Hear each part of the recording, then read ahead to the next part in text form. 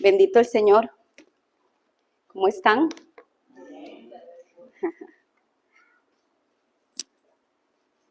Que el Señor tome control de mí y que se glorifique únicamente su nombre en este altar, Señor. Amén. Una oración que yo creo que tenemos todos los que venimos acá adelante es que por encima de nosotros el mensaje que se les dé, ¿verdad? Que sea la palabra fiel, que se apegue a lo que quiera enseñarnos el Señor. Pero dentro de mi oración yo les digo, Señor, que podamos llevar el mensaje, que tú sepas que necesita Zulay, que tú sepas que necesita Silene, que tú sepas que necesita mi mamá. Y si ustedes ahorita ven el mensaje que traigo, y no es la primera vez que pasa, ustedes han visto cómo tiene conexión con el devocional. Escuchen esto, vamos solamente a ratificar lo que el Señor nos quería decir también con el devocional. Vamos a ir a Malaquías, capítulo 1.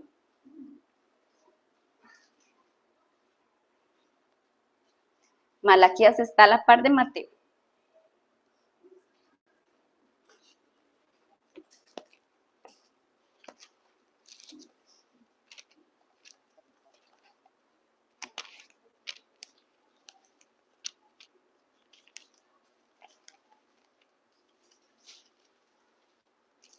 El último del Antiguo Testamento.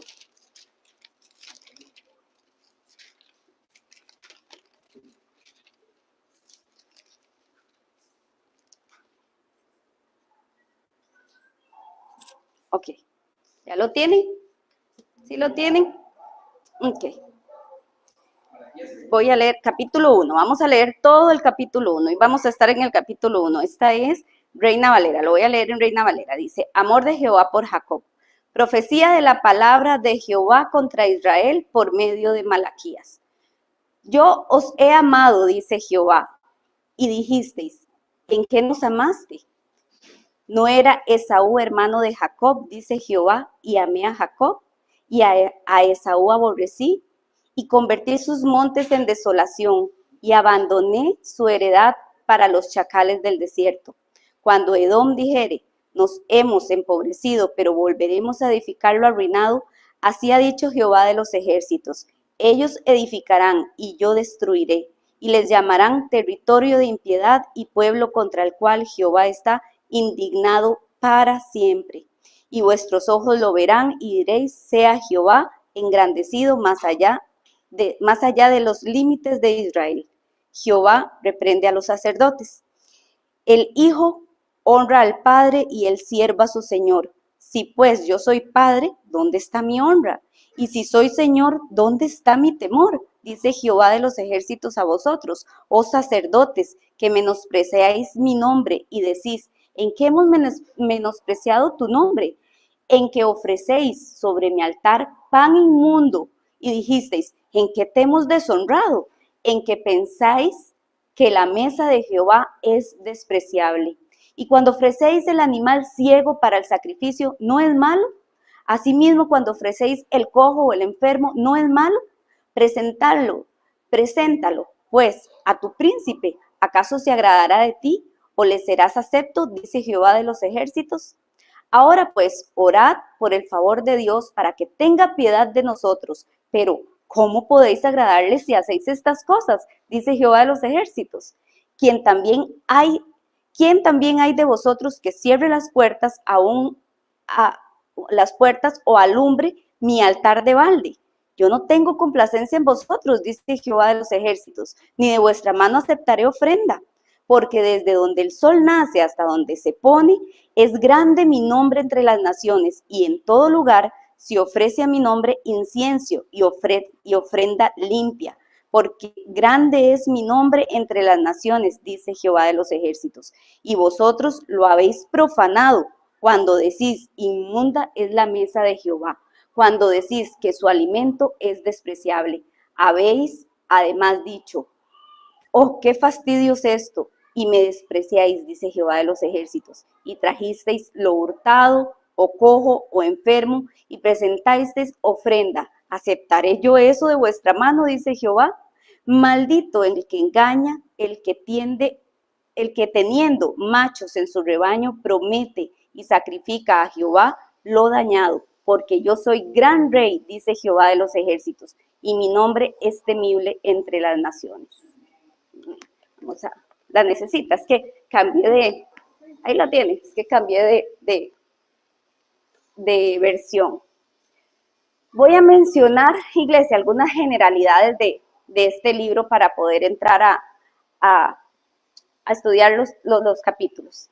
Primero, haciendo conexión y haciendo match con lo que Omar nos decía, ¿qué tienen en común los profetas del Antiguo Testamento? ¿Cuál era el trabajo de los profetas? Siempre tenían una advertencia para el pueblo de Dios. Y esa advertencia era una advertencia de amor, porque el Señor la presentaba a su pueblo a través de ellos. ¿Antes de qué? Antes de que viniera un juicio. Es decir, el Señor ponía siempre dos caminos delante de su pueblo. Les decía, he aquí el camino del bien, es este, y le decía qué era lo que él realmente quería. Y también le decía que ese camino llevaba a la vida eterna. He aquí el camino del mal, que es este, que generalmente es el que usted está llevando en este momento, y ese camino a dónde nos va a llevar, al camino de la perdición. Escoge tú, pues, cuál camino andar. Entonces el Señor venía con ese mensaje de advertencia a través de sus profetas, ¿cierto? Y aquí, por eso nos encontramos a este hombre, a Malaquías, llevando ese mensaje que el Señor quería transmitir para su pueblo en ese tiempo, en ese momento.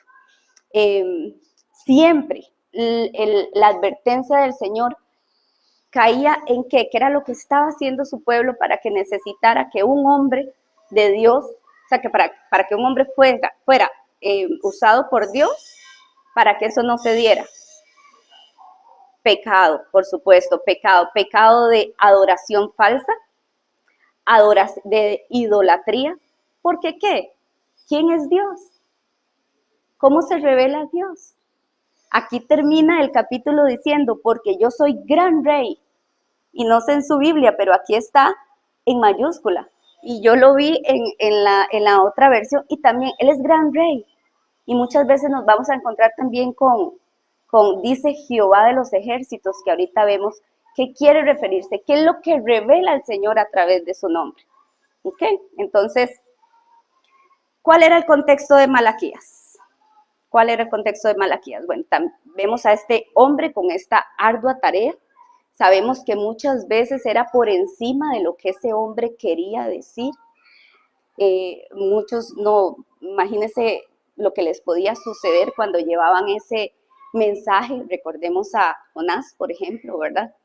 Y cuánto su vida corría peligro de muchos cuando les presentaba las verdades y no estaba de acuerdo con lo que el pueblo hacía, y no estaba de acuerdo también con falsos profetas que decían tener un mensaje del Señor y no era cierto. Entonces, es una tarea ardua de los profetas, y precisamente el nombre Malaquías significa eso, mi mensajero.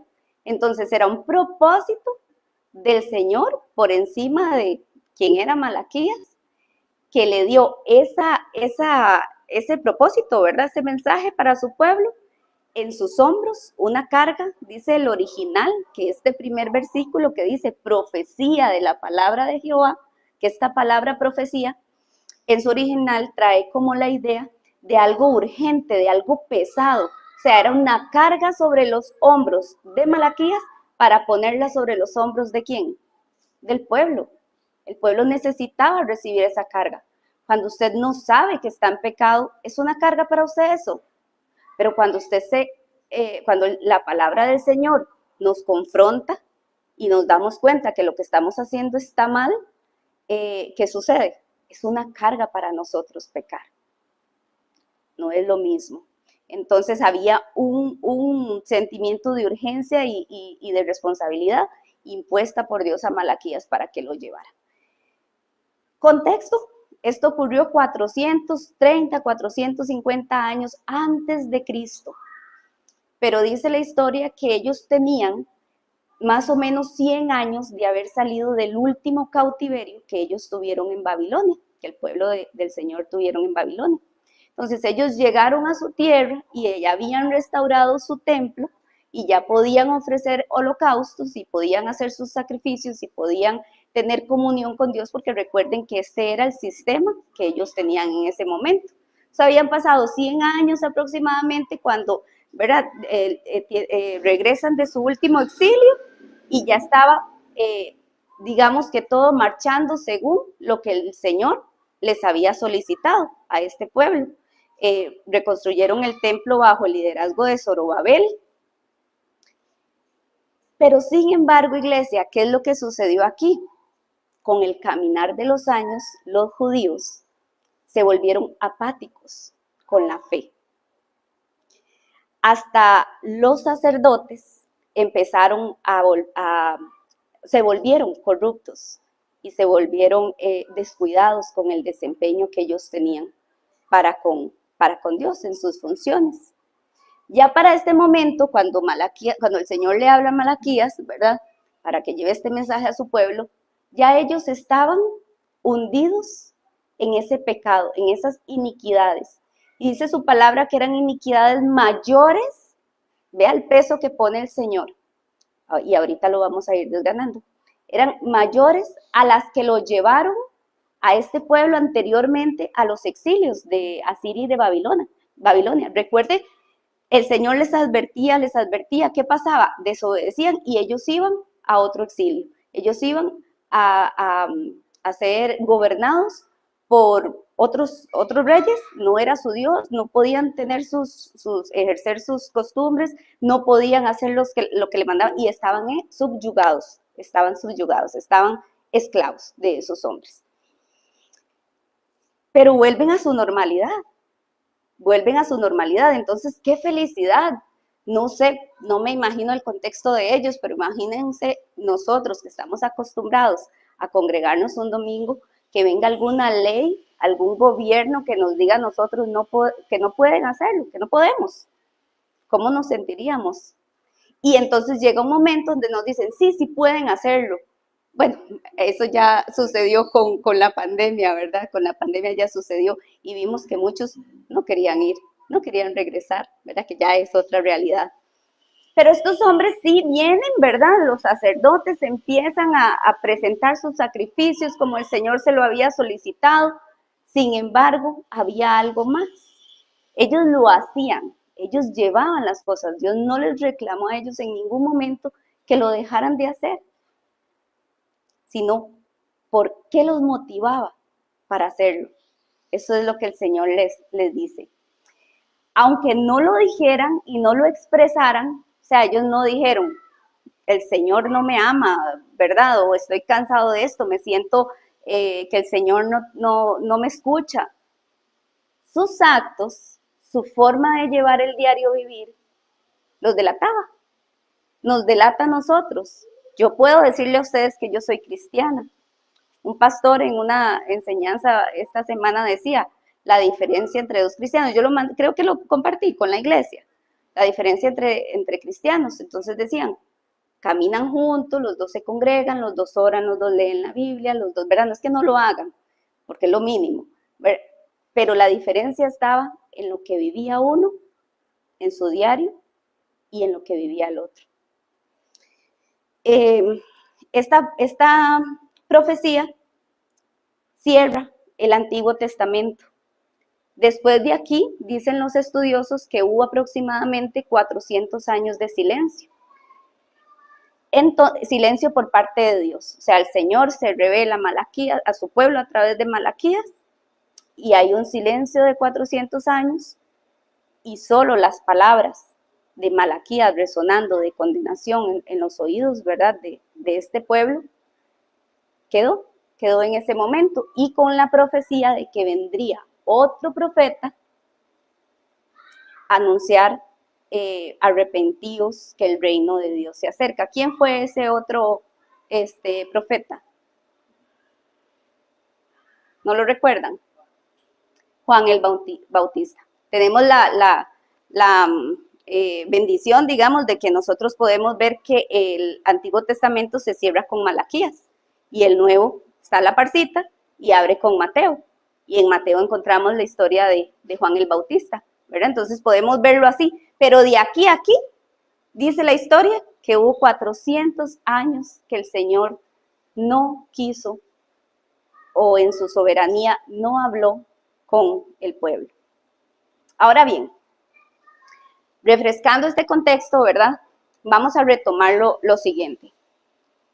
Hemos dicho que Dios tiene un trato único con su pueblo, ¿verdad? Con Israel. ¿Quién ha oído las noticias? Hoy por hoy continúa el trato del Señor con este pueblo. Hoy por hoy están afligidos aún. Hay mandamientos, hemos dicho que hay mandamientos de ley que aplican únicamente para el pueblo de Dios y no para su iglesia. Pero no podemos, iglesia, bajo ninguna circunstancia, creer que los principios o los mandamientos espirituales y morales que se nos enseñaban, que se les enseñaban a aquellos en aquellos tiempos y para ese pueblo, hoy no aplican para usted y para mí.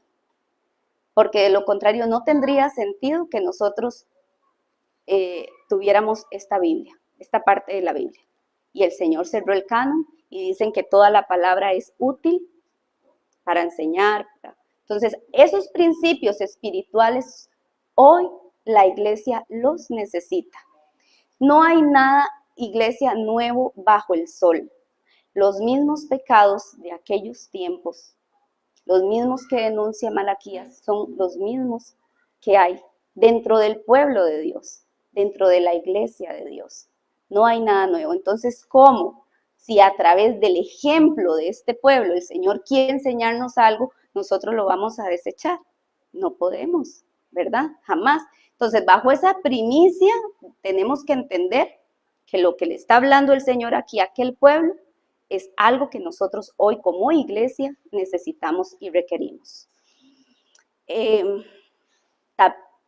vea que vacilón, ¿por qué lo menciono? Porque nosotros entendemos que la iglesia, ¿verdad?, está a partir de hechos, que para nosotros aplica el Nuevo Testamento, y muy bonito ahí, pero usted sí se va a los salmos y agarra las promesas bonitas, ¿verdad? Generalmente son las promesas de los salmos que a nosotros nos gusta, y esas sí son nuestras. Sí, son nuestras, claro que sí, pero también la palabra que nos avisa, nos pone en alerta para que nosotros no cometamos los mismos pecados, también aplican hoy. O sea, si usted ha hecho suyas las promesas de los salmos, también haga suyas, iglesia, hoy estas palabras de advertencia.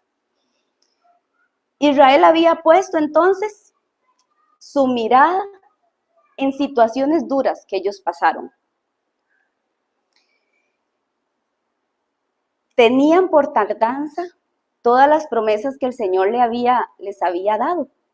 Ellos como que perdieron su fe.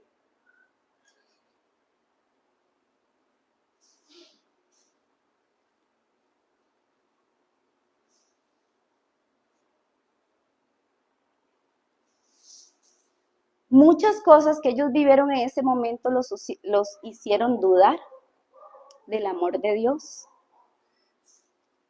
No es lo mismo que nos pasa a nosotros el día de hoy. Es lo mismo, ¿verdad?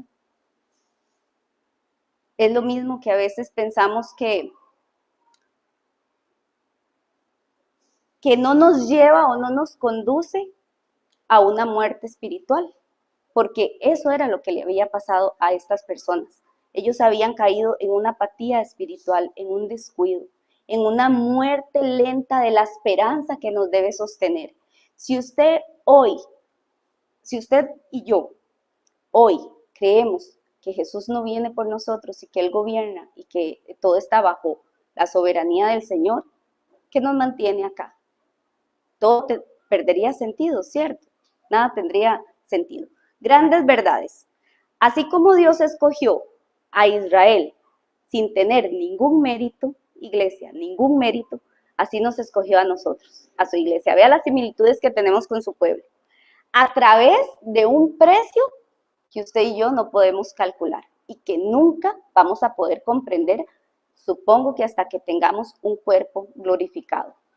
Así como el Señor les demanda a ellos una adoración íntegra por quién es Él, cómo se ha revelado a todo Israel, y no acepta menos que eso y lo reprende, una adoración íntegra, así la demanda para nosotros hoy es la misma.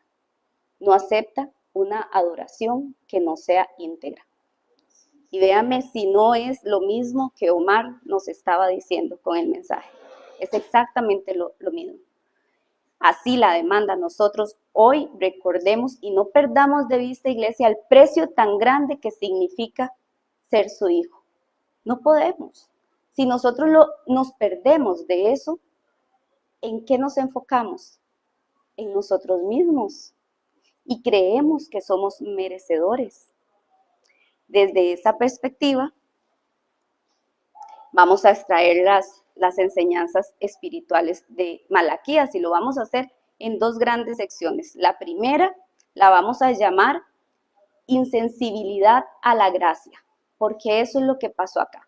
Y no es un título que yo me inventé, es un título que le ponen los estudiosos a lo que sucede cuando una persona cree vivir rectamente, hace lo que tiene que hacer, pero dentro suyo hay un vacío y se convierte solamente en un ritual. Ahí hay una insensibilidad a la gracia.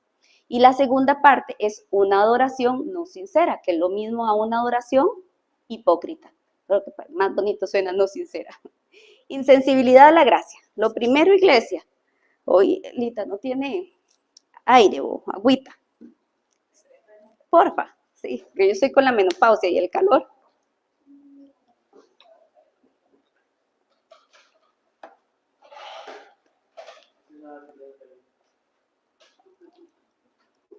Hace 25 años atrás.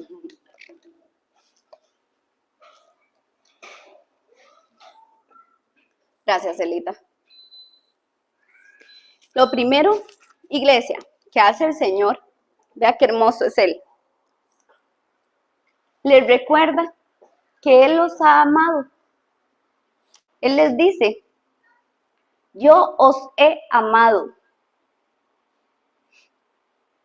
Vean qué sabio. ¿Recuerda cuando vimos el amor ágape? ¿Lo recuerdan? Hace bastantillo ya. ¿Qué era lo que implicaba un amor ágape? El amor de Dios es aquel que no tiene condiciones. Por más que hagamos nosotros o dejemos de hacer, a quien Él ama y punto. Es aquel que no cambia. Es aquel amor que es eterno. Es aquel amor que no necesita de nosotros, de nuestra parte, de lo que hayamos hecho, de lo que seamos, de lo que para merecerlo. Ese es el amor ágape. Y eso le dice el Señor ahí en el 2. Yo os he amado. Es un amor dado por... Es un amor dado por qué? Por gracia. Es un amor que no merecemos. Esto siempre fue así. En Él no hay sombra de variación. Por su pura voluntad decidió y lo demostró, lo demuestra y lo demostrará, porque no hay sombra de variación. Si conocemos al Dios verdadero y no al que hemos creado en nuestras mentes, nos damos cuenta que este amor es así y no cambia. No puede cambiar, porque ¿se acuerda cuando también vimos los atributos de Dios? Que uno iba relacionado con el otro. Si es un Señor inmutable, Él no se mueve, su amor no se mueve. Si Él es eterno, su amor es eterno. ¿De acuerdo? Y sabía que esto era lo que le pasaba a estos hombres, que no estaban creyendo en el amor de Él. Y su corazón había caído en el pecado ¿de qué? De incredulidad. Se olvidaron de que el Señor los ama, los amó y los amará para nosotros que estamos sujetos al tiempo. ¿Y qué los estaba gobernando? Ese sentimiento y esa incredulidad. Es decir, ese pecado gobernaba la vida de ellos. ¿Y cómo nos damos cuenta? Por sus actitudes. Ellos estaban haciendo las cosas con un corazón vacío. En su corazón decían, dice ahí el 2, ¿en qué nos amaste? No fue una expresión verbal, pero su manera de vivir sí lo reflejaba. Entonces, usted y yo le podemos decir a todas las personas allá afuera que Dios nos ama y que Dios es amor, pero no lo estamos creyendo si vivimos de otra forma. No estaban experimentando las bendiciones que ellos daban por sentado que Dios les había prometido. O sea, el Señor ya me lo prometió, Él verá que, pero no las estoy recibiendo. Además, creían que las tenían merecidas. Ellos creían que las tenían merecidas y vemos que es un amor por gracia, que es lo que no podemos olvidar. Esa impaciencia y esa frustración, ¿verdad? Que aumentaba todos los días, porque así se comporta el pecado. Si usted se deja gobernar por otra cosa que no sea la palabra de Dios, un pecado lo va a llevar a otro. ¿Lo hemos vivido? Sí. Después de la incredulidad hacia ese amor que venía, la frustración, la queja, la culpa, y todo eso es pecado. Pensaban que Dios no estaba actuando de acuerdo a su agenda programada. Y eso es muy importante, iglesia, muy importante, porque en esta vida nosotros tenemos una agenda programada, pero cuando usted entrega su vida al Señor, esa agenda cambia y ya esa agenda no importa. Lo que sucede es que nosotros queremos seguir viviendo en nuestra agenda y nada más necesitamos un Dios que ayude y colabore en esa agenda. Cuando el Señor no viene a cumplir ese requisito, yo le voy a reclamar de ahí, Señor, pero yo aquí los domingos, pero yo aquí el ayuno, es exactamente lo mismo, pero yo soy, mucha gente en mi situación personal me ha dicho, a usted le va a ir bien, Stephanie, porque usted es una hija de Dios. No, claro que sí me va a ir bien y me está yendo bien, porque tengo al Señor, y dice su palabra que sí, tenemos al Señor, lo tenemos todo, ¿verdad? Pero no me va a ir bien con el espíritu que lo dice la gente. Quizá no suceda de esa forma, pero yo sí sé que todo va a ayudarme a bien, porque así dice su palabra. ¿Me explico?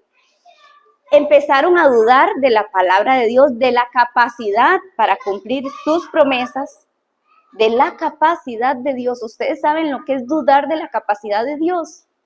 Qué fuerte, pero ahora vamos a ver cómo nosotros todos los días lo hacemos.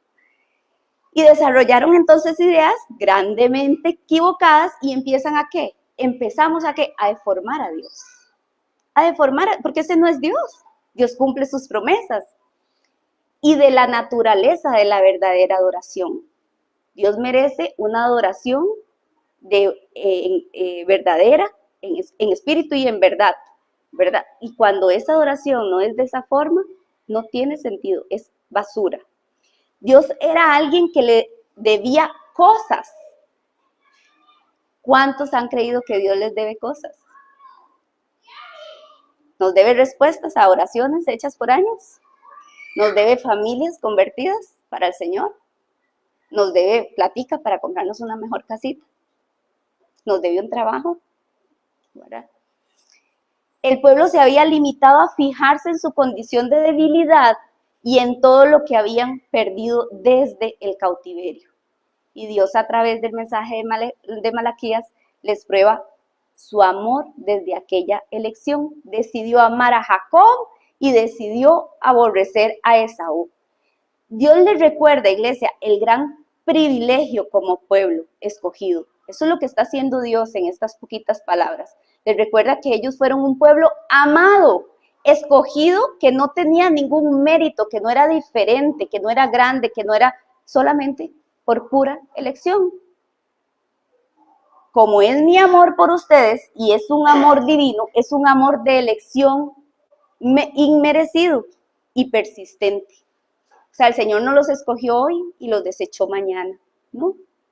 No los ha desechado, de hecho. Todavía el plan del Señor continúa con su pueblo. Dios les recuerda ese privilegio y establece esa comparación con la otra nación que es Edom, que Edom es los edomitas, ¿verdad? Con toda su descendencia.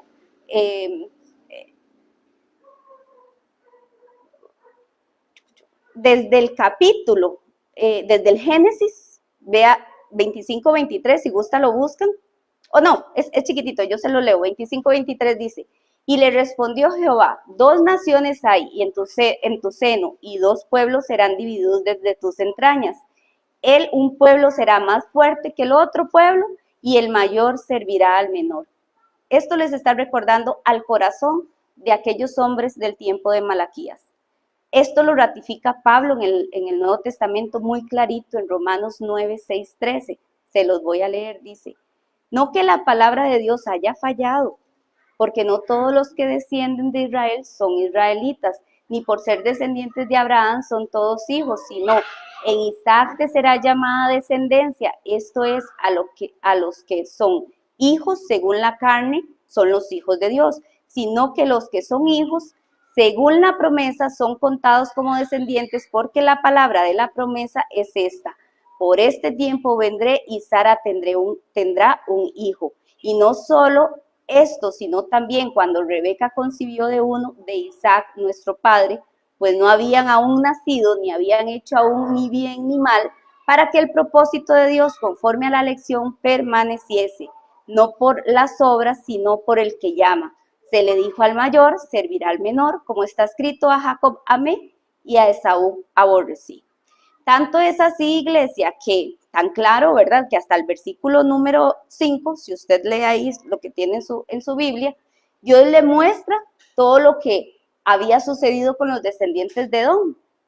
Aunque ellos quisieran volver a edificar sus ruinas, porque ellos decían, caemos, pero nosotros nos levantamos, es en vano, porque Jehová de los ejércitos así lo había establecido. Y hasta ese día, la heredad de Esaú era una tierra desértica, era un desierto. Tanto para el pueblo de Israel, mostrándole al Señor que su promesa era fiel hasta ese día, también lo era para el otro pueblo que no escogió. Y el punto aquí, hermano, no es cuestionarse sobre la soberanía del Señor, sobre su elección, eso lo hemos visto en otros momentos. Aquí más bien el pensamiento debe ser que nadie debería concluir que Dios no ama a su pueblo por afligirlo, porque esta fue la conclusión a la que llegaron los hombres del tiempo de Malaquías. Dios no nos ama porque estamos afligidos, sino más bien que lo ama porque lo ha elegido, que es diferente. Un comentario bíblico decía que Dios pone orden, que Dios empieza el orden desde su propia casa. Y yo decía que es cierto, ¿verdad? Porque si vemos los principios de mayordomía, desde una casa, la cabeza, el hombre que es la cabeza del hogar, lleva su casa bien y ordena su casa y tiene ciertas reglas en su casa que se deben de cumplir, puede salir a su comunidad y puede servir a su sociedad, ¿cierto? Pero si no arregla su casa, ¿cómo va a arreglar la de los demás? Eso se ve inclusive en los gobiernos, ¿verdad? Y qué hermoso el Señor, porque entonces aquí encontramos una razón. Él aflige a su pueblo, pero él es papá, él es padre, él está arreglando su casa. Y eso no significa que no los ame. Yo sé que un hombre que le toca tomar decisiones difíciles en un hogar, no lo hace porque no los ama, lo hacen porque están sujetos al Señor y saben qué es lo que les conviene. A pesar de que las personas sufran y digan, no, este lo está haciendo por X o Y razón. La expresión, lo que les decía ahora, esta expresión de Jehová de los ejércitos, ustedes leen todo Malaquías ahí, dice que aparece 24 veces. Y cuando una palabra se repite es importante preguntarse por qué se repite. Y da a entender, iglesia, el papel de Dios como salvador, como protector, como juez de su pueblo. Todo eso está inmerso en esa expresión Jehová de los ejércitos. Les da a entender que Él es el bastón, que Él es su fortaleza, que Él es su defensa, que Él es su protección y que Él es su amparo. ¿Cómo me doy cuenta? Salmo 46:7, búsquelo. Estratega. 46:7.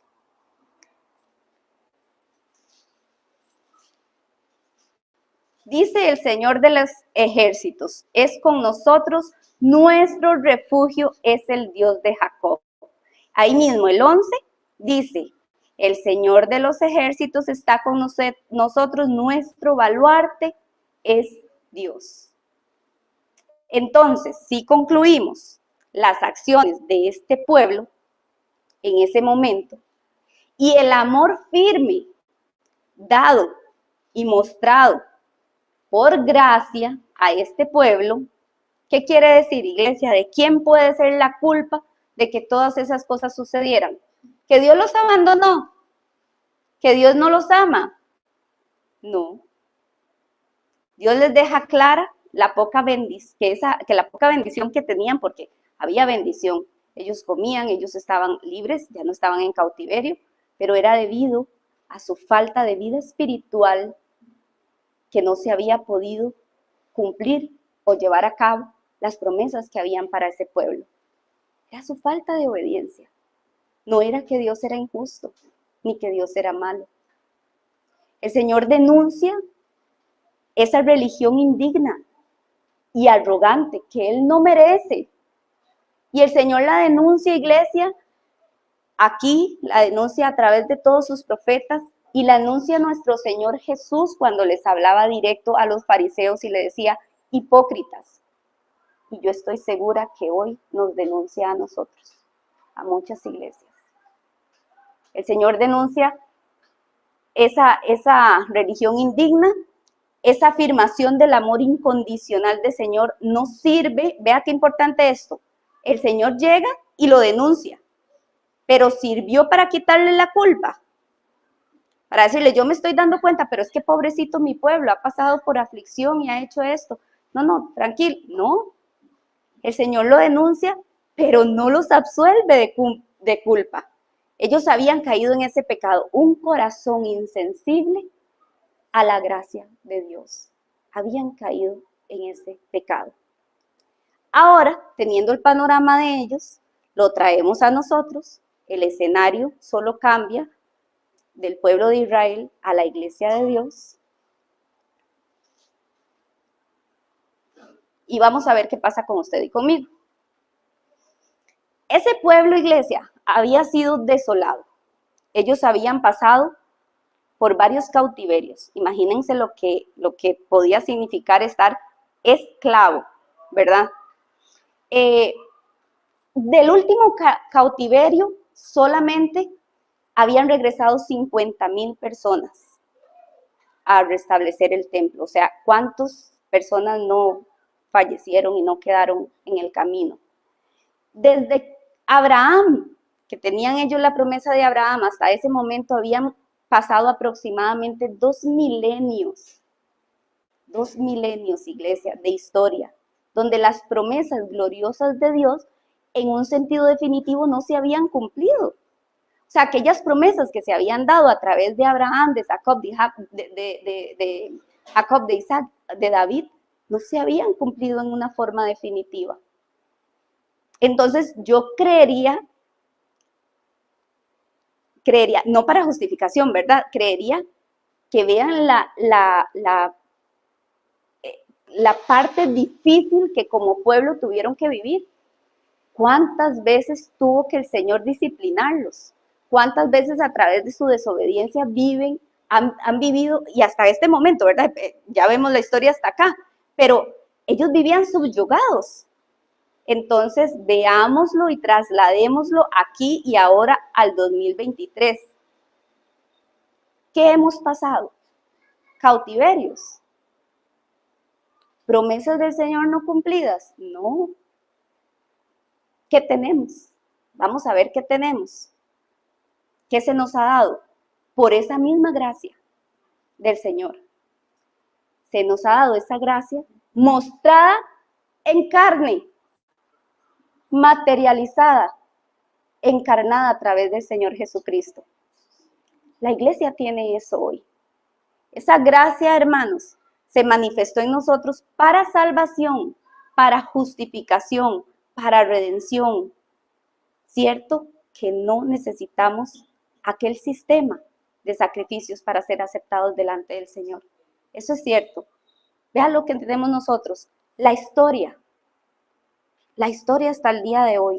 Esa historia común que es como un respaldo de la existencia de nuestro Dios.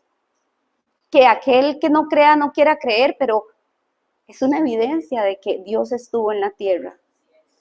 Tenemos las escrituras en su totalidad. Podemos aprender de lo que le sucedió a este pueblo para nosotros no hacer lo mismo. Tenemos de testigos a todos los discípulos que dieron su vida para que para que el evangelio se llevara a cabo. Y tenemos el cumplimiento del Antiguo Testamento, porque todos aquellos sacrificios eran una sombra de lo que había de cumplirse en Cristo Jesús. Estamos del otro lado. La iglesia no ha pasado lo que ha pasado el pueblo de Israel, o lo que pasaba hasta este momento. Tenemos un Espíritu Santo dentro de nosotros que nos guía y nos mantiene.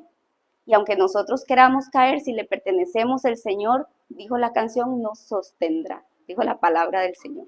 Él nos sostendrá. Todo eso tenemos, iglesia. Entonces, por cosas más banales, no era esclavitud, no era pocos hombres como vivía la gente en el tiempo de Malaquías. Diminutas comparadas con este pueblo, nosotros no honramos a Dios y caemos en apatía espiritual.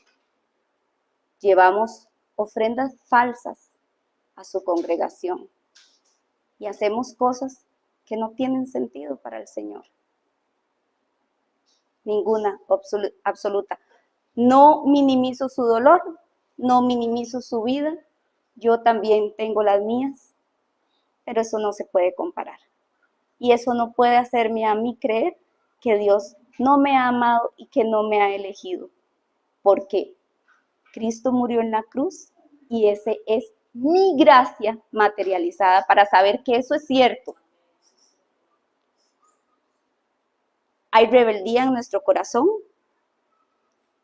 pero ¿cómo que hay rebeldía en mi corazón? Si yo voy a la iglesia los domingos, sí, pero no oro. Y hay una diferencia. El pueblo de Israel hacía ese ritual, lo hacía, lo llevaba a cabo. Nosotros, si no nos ven, no es necesario. O a veces preferimos llamar al amigo antes de ir a la palabra para que nos fortalezca la palabra y no el amigo, ¿verdad? Hay rebeldía. O prefiero irme a trabajar un domingo porque ay, no voy a comer, porque, ¿verdad? Porque yo tengo que cosas parecidas. Porque el enfoque, iglesia, póngale usted en su realidad cualquiera, yo tengo la mía. El enfoque es que no es nuestra vida. Cuando nosotros decidimos venir a Cristo, nuestra vida se acabó. Entonces, creer que seguimos en nuestra agenda y en nuestra vida, yendo un domingo a la iglesia, abriendo la Biblia, es vacío, es vacío. Hay incredulidad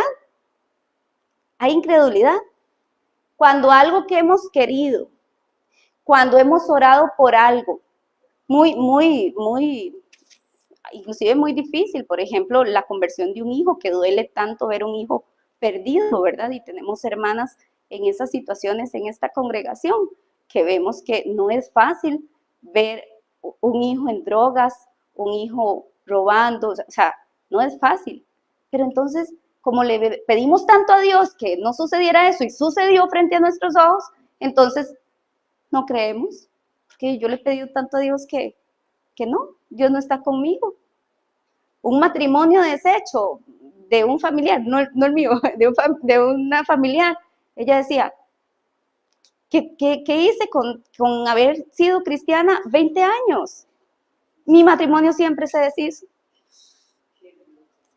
Y vea, parece mentira, pero es que eso es lo que nos guía a nosotros todos los días, lo vemos. Lo vemos en nuestras vidas, lo vemos en nuestra familia cristiana, lo vemos en la gente que deja las iglesias y se va al mundo, lo vemos.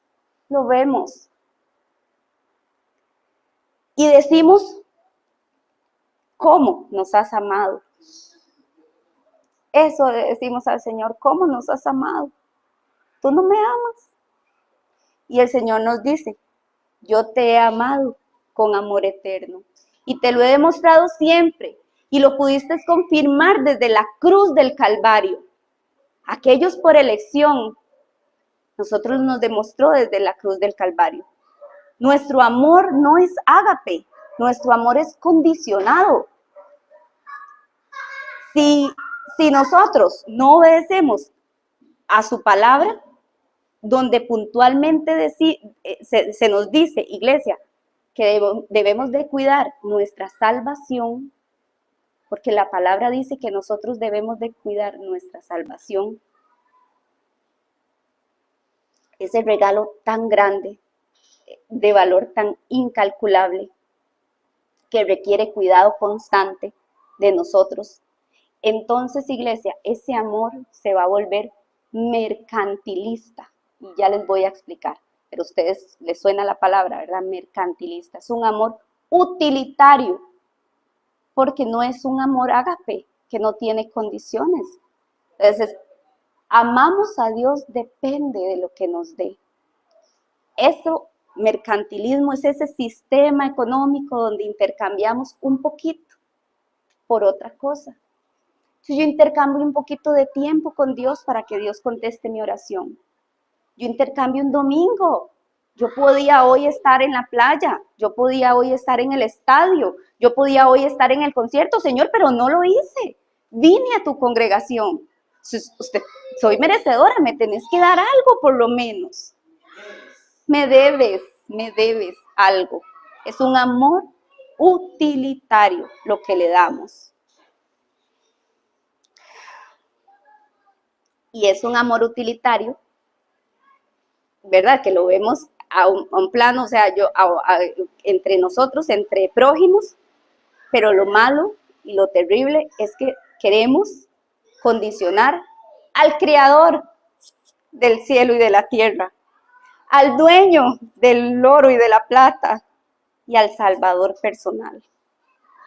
Y si no cumple lo que yo merezco como persona, no es mi Dios, no es mi Dios. Desde la caída, iglesia, estamos inclinados a querer ¿qué? Ser Dios. Y Dios lo digo con minúscula. Estamos inclinados a querer ser Él. Entonces, ¿qué merece un Dios? Todo. Merecemos que nos escuchen, merecemos que nos den todo lo que pedimos. Eso es lo que pasa en nuestros corazones. Queremos el lugar de Dios.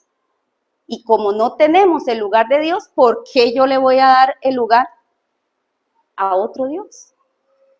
Que sí se lo merece y que sí es. Y eso es lo que sucede. Y de ahí se desprende el número 2. Vamos a una adoración no sincera, que es lo mismo que una adoración falsa. Si ustedes se van ahí a partir del capítulo número 6 en Malaquías, empieza Dios confrontando y condenando varias áreas del pecado. Verso 6, ¿qué dije? Capítulo 6. Perdón, desde el verso 6, ahí en el capítulo 1, ¿verdad? No nos vamos a mover de ahí. Le está hablando, iglesia, a los profetas.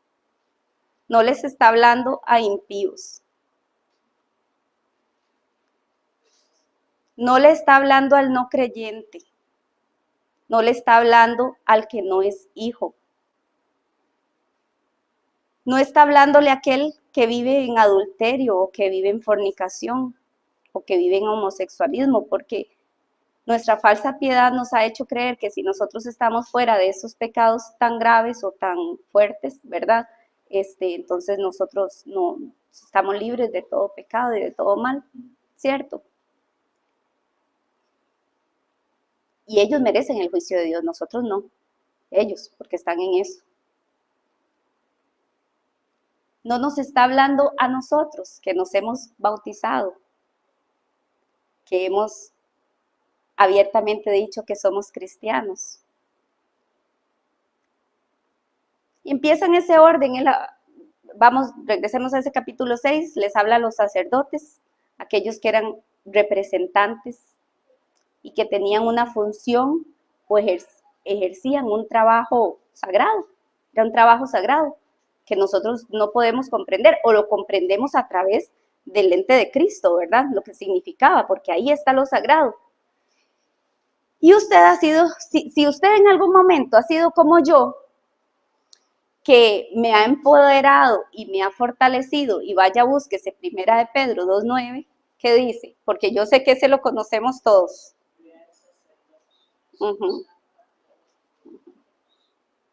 Dice Primera de Pedro 2:9. Mas vosotros sois linaje escogido, real sacerdocio, nación santa, pueblo adquirido por Dios para que anunciéis las virtudes de aquel que os llamó de las tinieblas a su luz admirable. Si usted lo ha creído, si usted lo ha hecho suyo, entonces esta palabra es para usted. Somos sacerdotes, somos nación santa, escogida. Ellos, los sacerdotes de ese tiempo, debían de dar un ejemplo de esa devoción íntegra. Ellos era el espejo de las cosas sagradas. Y eran los primeros en menospreciar el nombre del Señor. Y a los primeros que el Señor llama ahí en Malaquías. No tenía relevancia las cosas que ellos estaban haciendo lo vacío. Leamos el versículo 6. El Hijo, vea lo que dice el Señor, el Hijo honra al Padre y el siervo a su Señor. Si pues soy yo Padre, ¿dónde está mi honra? Y si soy yo Señor, ¿dónde está mi temor? Dice Jehová de los ejércitos. A vosotros, oh sacerdotes, que menospreciáis mi nombre y decís, ¿en qué hemos menospreciado tu nombre? Yo aquí me preguntaba que nosotros hemos olvidado el significado de honrar. De hecho, este mundo ha caído en un sistema de deshonra completa. Dígame si para ahora al joven es importante honrar a su anciano. No es importante. Y tienen un montón de argumentos. Un hijo no honra a su madre como debería de honrarlo y a su padre. Y no pasa nada. ¿Por qué? Porque el enemigo de alguna forma ha gestado un sistema tan inteligente donde la honra no sea algo en lo que nosotros podamos meditar. Y hermanos, si necesitamos nuevamente entender qué es honra, lo podemos hacer un domingo, el día que ustedes quieran. Pero recordemos, ocupemos nuestro tiempo. ¿Por qué es que no sabemos honrar al Señor? Porque ni siquiera nos dedicamos a entender qué es honrar. ¿Cómo vamos a llegar a honrar al Señor si no sabemos cómo hacerlo? Si yo quiero agradar a mi Salvador, si yo lo amo y yo le quiero servir, yo quiero hacer las cosas como Él me las pide. Entonces averigüemos qué es honra para honrarlo correctamente.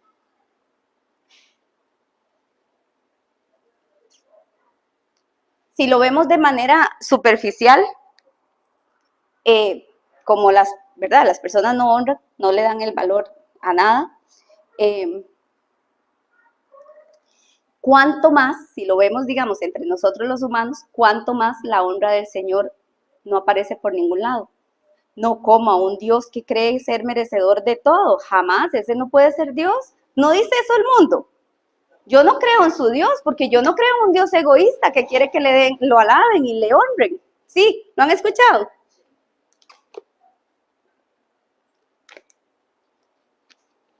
¿En qué hemos menospreciado el nombre del Señor?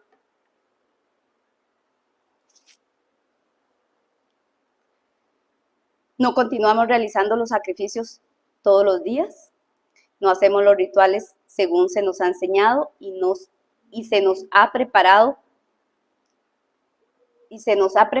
no, espérame para ver porque aquí está.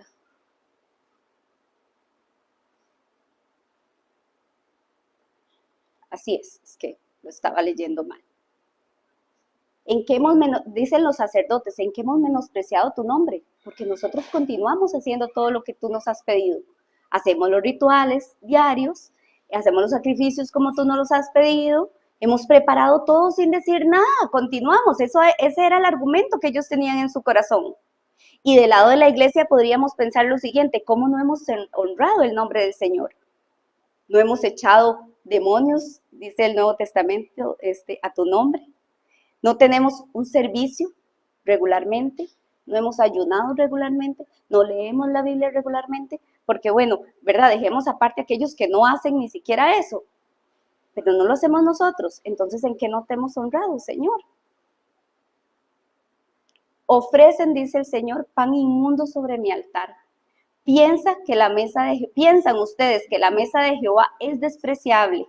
Me ofrecen, al animal ciego, enfermo y cojo.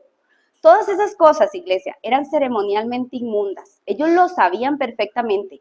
Recordemos que el pan y la mesa tienen simbolismo, ¿verdad?, de ofrenda, y el altar, y todo ello en un conjunto es la obra expiatoria del Mesías, es la obra de nuestro Señor Jesucristo. Por lo tanto, tenía que ser sagrada y tenía que ser pura. Quiere decir que requería una perfección, ¿verdad? Requería esa perfección. Dios no iba a aceptar menos que eso, pero ellos empezaron a hacerlo, pero ellos sabían que estaba mal. Nosotros hacemos cosas y yo sé que la conciencia que ha puesto el Señor en nuestros corazones nos habla cuando hacemos las cosas a medias, cuando venimos para que mi mamá no se enoje o mi papá no se enoje, o cuando venimos porque el domingo es lo que, o no, tengo que ir porque si no el Señor no me va a bendecir. Eso es lo que creemos, ¿cierto? Dios no la va a aceptar. Es despreciable y es nauseabundo. No lo va a aceptar, iglesia. No nos esforcemos por hacer cosas de esa forma. Por favor, no lo hagamos. Pongámonos a cuenta con el Señor. No solamente afectaba el significado de ese ritual, sino que provenía de una mala disposición del corazón. El Señor conoce nuestros corazones, a nadie podemos engañar, engañándonos nosotros mismos es terrible, porque Dios sí sabe qué hay detrás de lo que pretendemos con cada cosa que hagamos. El Señor les da un ejemplo. Ustedes creen que haciendo estas cosas yo me voy se las voy a aceptar. Ustedes creen que si ustedes llevan eso a donde un príncipe, a donde un gobernador, la cosa más mala que ustedes tengan, los van a aceptar. ¿Verdad que no? Y ellos siendo hombres, ahora yo, que soy el gran rey, que soy Jehová de los ejércitos, se los tengo que aceptar. Y en el versículo 9, iglesia, vea lo que dice. Hasta con un sarcasmo fino, decía un comentario bíblico, el Señor les dice: adelante, háganlo, hagámoslo. Vengamos de esa forma vacía aquí a la iglesia todos los domingos. Oremos de una forma vacía, háganlo, no importa. Les dice: adelante, supliquen a Dios que sea misericordioso con ustedes. Orad por el favor mío, pero ¿cuándo llevan esa clase de ofrendas a Él?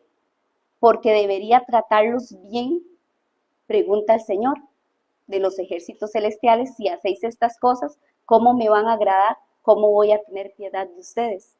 O sea, sigan haciendo esas cosas, pero cuando ustedes vengan y me digan: Señor, Señor, por favor ayúdame con lo que estoy pasando, porque el Señor nos tiene que responder. ¿Por qué? Porque es que no pasa nada en mi vida. ¿Por qué, Señor? Es que yo te he hablado tanto y te he pedido tanto que esto suceda y no pasa. ¿Por qué?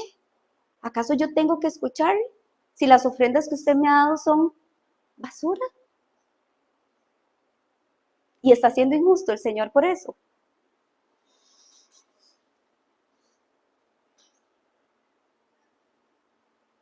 Como no estamos bajo la ley, ¿cuál es el paralelo para la iglesia, columna y baluarte de la verdad? Traigámoslo aquí y ahora. Estamos bajo la gracia, pero esa gracia tiene un precio de cruz. Ese sacrificio vivo tiene que ser honrado. ¿Y cómo lo honramos? Con un corazón contrito y humillado. Eso dice la Biblia. Al corazón contrito y humillado no despreciarás tú, oh Dios, dice Salmo 51, 17. Así, yo lo tengo, yo sé que soy un trapo de inmundicia, que lloro todos los domingos con el mensaje, porque yo sé que yo no merezco nada del Señor, y en mis oraciones yo le digo, Señor, soy una rata de cloaca, yo soy un pedazo de zapato viejo, yo no merezco. pero, al igual que estos sacerdotes, iglesia, que no pudieron mentirle al Señor y pasar, ¿verdad?, haciendo ese tipo de rituales, que no lo hacían de forma correcta, diariamente nosotros tampoco le podemos mentir al Señor. Aunque digamos, no merezco al Señor, tú eres grande, tú eres único. Aquí estoy, decía la canción de ahora, aquí estoy, te ofrezco lo que soy. ¡Qué mentira! Porque la lucha de nosotros siempre va a ser dejarnos una parte nuestra y que el Señor ayude esa parte. Aquí estoy. Si nosotros trabajáramos para el reino como el Señor lo pide, seríamos un montón de Pablos en el 2023 y no lo somos. Al igual, iglesia, como estos sacerdotes, no, las acciones hablan más fuerte de lo que creemos y por eso la Biblia dice que por sus frutos nos conoceremos. No los estoy juzgando, más bien también ustedes saben que confronta uno la vida de uno ante la palabra del Señor. Y yo decía, mis frutos, ¿cuáles son mis frutos? Para decir que tengo al Señor vivo en mi corazón y que no he caído en esa apatía espiritual. El significado de contrito, iglesia, conlleva una acción. Dice que esta palabra en su original es la misma acción que hace esa pitón, ¿han visto esas culebras que se tragan a su presa y empiezan a es que la palabra me cuesta, constreñir, y entonces hasta que la deshacen, la vuelven, la desintegran, la muelen y no queda nada. Entonces, si el Señor me pide que mi corazón esté contrito, es un corazón que se expuso tanto a Él que no va a quedar nada de nosotros, porque el Señor lo tiene que moler, lo tiene que desintegrar y quitar el pecado que está en nosotros, en nuestra naturaleza vieja, para convertirlo en un corazón nuevo. Pero de palabras no nos pasa eso. Conocemos esa palabra, hemos escuchado que necesitamos un corazón nuevo, pero no lo hemos entendido porque un corazón contrito es un corazón deshecho completamente. Y para ser deshecho tenemos que ser afligidos porque de otra forma no entendemos, no comprendemos la gracia del Señor, no comprendemos el sacrificio de Jesús en la cruz y venimos a buscar de sus bendiciones como que si Él nos debiera cosas, iglesia. Pero Dios es tan bueno y tan Dios que una vez más está aquí delante de nosotros diciéndonos, iglesia, arrepiéntanse, están haciendo las cosas mal. Yo no quiero personas que vayan los domingos a una iglesia si no sienten que son mis hijos, si ese corazón no es mío. Eso nos dice el Señor hoy. Yo no quiero que vayan y vea cómo continúa la lectura. Dice,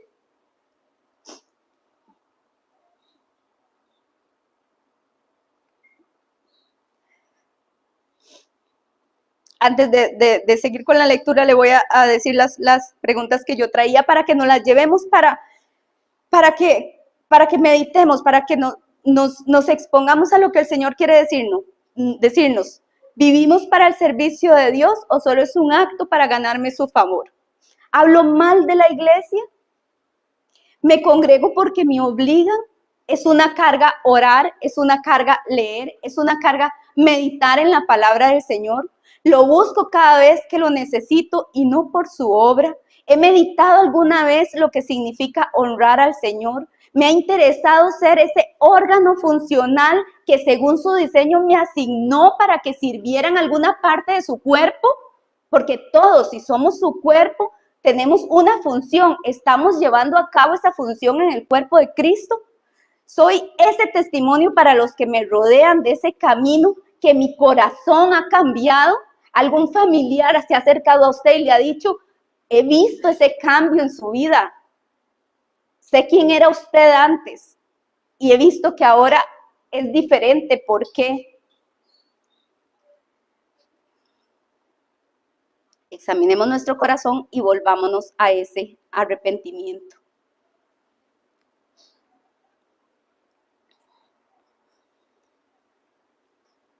En el versículo 13, vamos al versículo 13, dice el Señor, también ustedes han dicho, qué fastidio es esto y me desprecia. Es demasiado difícil servir al Señor. Lo hemos oído, ¿verdad? Entonces lo hacen con arrogancia, con ofrendas mediocres. ¿Debo yo aceptar ese tipo de ofrenda? Dice el Señor.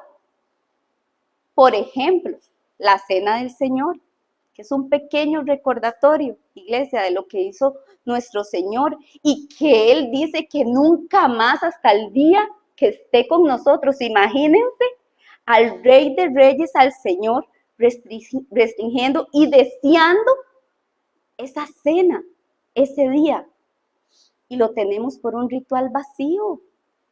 Y no nos damos cuenta lo que significó, cómo lo preparó, cómo lo llevó a cabo ese día el Señor, que mandó a sus discípulos a buscar un lugar. Él no tenía un lugar, él ya iba a ser sacrificado y él esperaba con anhelo, dice la palabra que él esperaba con anhelo ese momento de estar y les dijo que no la volvería a tomar hasta estar con ellos, hasta el cumplimiento de toda aquella promesa que el Señor hizo para nosotros.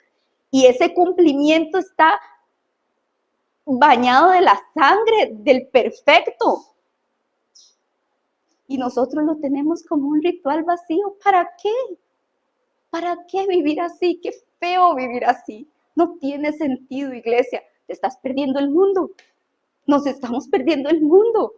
Y estamos teniendo una doble moral. Una doble moral.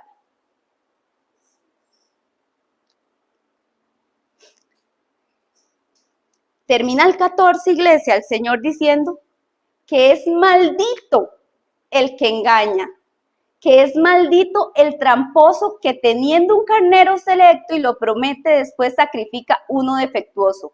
Maldito aquel que voluntariamente hicimos un voto con el Señor de pertenecerle, de decirle que ya no vivo yo, sino que vive Él en mí y habiendo ofrecido mi vida, le dé solo una parte de ella. Eso es sacrificar un carnero cojo. Eso es presentar una ofrenda que no esté íntegra. Le damos una parte de nuestra vida, que no me toque mi área sexual, que no se meta en si vivo bajo sus mandamientos o no. El Señor es bueno y me perdona. ¿Por qué Él tiene que entonces escucharnos? ¿Acaso Jesús ofreció solo una parte de su cuerpo, iglesia? ¿Acaso el sacrificio de Jesús fue a medias para que usted y yo vivamos a medias? ¿Acaso es posible servirle a dos dioses? No es posible que usted y yo, sigamos pensando en nuestras vidas y ofreciéndole un poquito a Dios y ofreciéndole un poquito a mi vida. Porque generalmente el otro Dios soy yo mismo, no es otro. Dice su palabra que una casa dividida jamás prevalecerá. Y eso es una casa dividida. Una persona que dice honrar a Dios y vive según sus propias leyes. Dice su palabra que el que elige a su madre y a su padre por encima de él no es digno de él. Dice la palabra, hijo mío, dame tu corazón. Finalmente, Mateo 16, porque todo el que quiera salvar su vida la perderá. Y todo el que pierda su vida por causa de mí la hallará, porque ¿qué aprovechará al hombre si ganare todo el mundo y perdiere su alma? ¿O qué recompensa dará al hombre por su alma? No deberíamos tomar la presencia de Dios en nuestras vidas como algo seguro, iglesia, sino tomarla como un gran privilegio que viene por gracia y que significa una gran responsabilidad para nosotros. Pues yo soy un gran rey, dice el Señor de los ejércitos celestiales, y mi nombre es temido entre las naciones. Hay otras personas que honran más a Dios que sus propios hijos. ¿Sería eso correcto? Qué grandeza y qué plenitud hay en este ser. No podemos entender ni alcanzar en una forma esa profundidad. Sin embargo, entendemos que Él no es solo nuestro amo, y que como amo tenemos que poner todo bajo sus pies, ¿cierto? Todo lo que hacemos y todo lo que tenemos. No solo nuestro amo, sino también es nuestro Padre, y como Padre nos disciplina, nos corrige y nos aflige. La aflicción es disciplina y es necesaria para formar el carácter de Cristo. No hay otra forma, no nos las podemos saltar en este mundo. Y también nos dice que Él es un gran rey. ¿Qué merece un gran rey? Merece el honor, merece la gloria. Solo Él lo merece. Perdemos de vista, iglesia, quién es Dios. La perdemos y a diario. Y a diario podemos vivir como vivían estos hombres. Y vamos a seguir viendo Malaquías. Vamos a ver cómo el Señor lo confronta con cosas que usted y yo hacemos y dejamos de hacer. Y Dios quiera que este mensaje de verdad se haga vida en mi corazón y en su corazón, porque tengo claro que el Señor quería que lo escucháramos hoy. Tengo claro eso. Señor y Dios, gracias por tu palabra, Señor. Gracias porque nos recuerdas quién eres, qué has hecho por nosotros, Señor. El valor que tiene, Padre, la cruz, el valor de la sangre de tu Hijo, Señor. Perdónanos, Padre, te ruego que nos perdones. Te ruego, Señor, que eso se haga una verdad, que mi corazón quiera ser tuyo en su totalidad, y que rompas y quites y apartes lo que tengas que apartar, Señor, y lo que tengas que hacer, así duela, Señor. Dijo Job, aún si me matares, Señor, porque tú lo vales, porque tú nos has escogido con ese amor inmerecido, Señor, porque la gracia de tu Hijo está sobre nosotros. Perdónanos por deshonrar ese acto de amor tan puro, Señor. Perdónanos por no meditar en Él a diario, Señor. Perdónanos porque nuestros pies nos traen a esta iglesia, pero nuestro corazón quizá está en otro lado, Señor. Perdónanos hoy. Ayúdanos, Señor, y conviértenos en aquel hombre que tú tenías desde el inicio de la historia, Señor, que fuéramos en tus manos, en tu ley, en tu amor, Señor. Forma a Cristo en nosotros, Padre, te lo ruego, en el nombre de Jesús. Amén y amén.